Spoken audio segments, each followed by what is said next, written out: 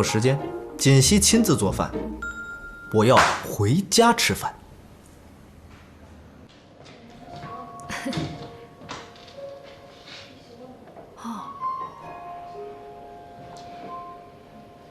在咱们公司啊，福利都很棒，有很多员工啊都待了好长时间了。王姐、丽姐，这是谁呀？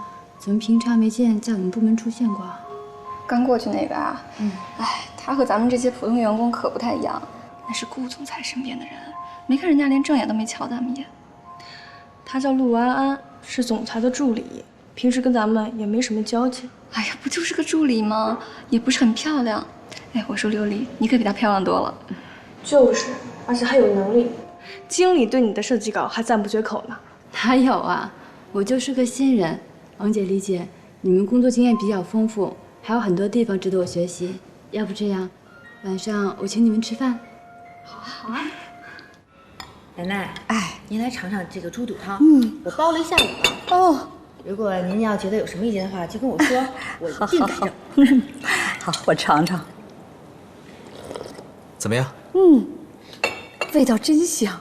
是吗？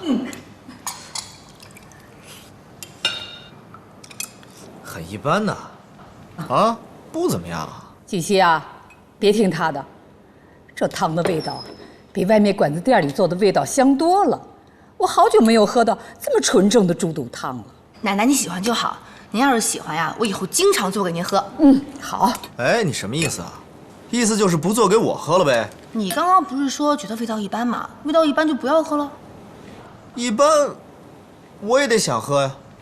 算了，味道一般就不要难为自己了。来，吃个鸡爪。哎，我这是猪肚汤，怎么能放鸡爪子呢？觉得味道不好，给你添点调料呗。